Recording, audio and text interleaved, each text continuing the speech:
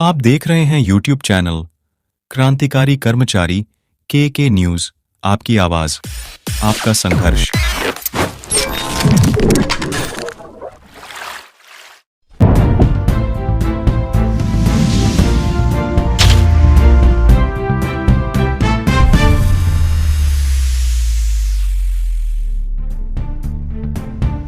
निजीकरण जो समाप्त होना चाहिए हमारी प्रमुख मांग है, उस पर हम टिके हैं, अड़े हैं और रहेंगे। एक बात आपसे मैं इस देश में कह रहा हूं, 110% पुरानी पेंशन बहाल होगी। 110%। यूनियन के चुनाव के परिणाम के बाद और धधकेगी और धधकेगी तो सरकार 1 अक्टूबर 23 को जब सरकार थी, हम दिल्ली गए थे तो मजबूत सरकार थी, अब मजबूर सरकार है, लूनी लंगड़ी सरकार है। अब दिल्ली की जो चढ़ाई करेंगे उसका 10 गुना चढ़ूंगा और देखना आप। और इसी यूनियनों के चुनाव के चक्कर में हमें दिल्ली का कोई प्रोग्राम नहीं दिया। आपका चुनाव हो जाए, थोड़ा ताकतवर बटोर लीजिए, उसके बाद फिर नए साल पे चढ़ाई करेंगे दिल्ली जो है। और आपसे मेरा निवेदन है, रेलवे के साथियों, यूपीएस जीतने का मतलब है सरकार मान लेगी कि रेल का आदमी को ओपीएस, ये बिल्कुल क्लियर जान लीजिए। और इसीलिए अपना भी, अपने साथियों का, अपने परिचितों का, अपने मित्रों का, सबको ये संदेश दीजिए कि भविष्य संभालना है, ओपीएस संभालेगा और यूपीएस हारेगा तभी ओपीएस का रास्ता खुलेगा। सहमत है मेरी बात से? सहमत है? और संयोग से चुनाव चिन्ह शेर है क्या? शेर है। ये भी भाई कितनी ये तो ऊपर वाला भी संजोग बना रहा है ना? एनआर हो, एनईआर हो या जो भी है, मैं एक ही बात कहता हूं, आपके दिमाग में ओपीएस रहे। ओपीएस के समर्थन में हम हैं, रहेंगे, समर्थन में भी रहेंगे। निजीकरण जो समाप्त होना चाहिए हमारी प्रमुख मांग है, उस पर हम टिके हैं, अड़े हैं और रहेंगे। एक बात आपसे कहते अपनी बात खत्म करूंगा, जो डॉक्टर ज्यादा बोलने भी मना किया और इसीलिए तमाम सारे रेल के पूरे देश से, अभी आज सुबह कोटा के लोगों ने फोन किया, कि जबलपुर के लोगों ने फोन किया रेल के साथियों, सर आप आइए एक बार हमारे यहाँ। मतलब लगातार देश भर से तमाम रेल के लोगों को हमारे पास फोन आ रहा और मुझे बहुत फक्र है कि इतना विश्वास आप सबने भी जताया। कई लोग तो मुझे मैसेज करते, सर रेल की यूनियन में वोट कहाँ देना है, आप जहाँ कहें वहीं देंगे। इतना बड़ा विश्वास मेरे ऊपर है, मैं धन्यवाद देता हूँ रेल के साथियों को।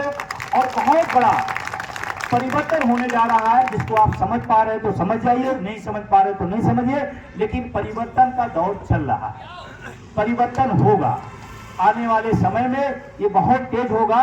और नए साल की शुरुआत एनएमओपीएस की जो लड़ाई है इसको और तेज करेंगे।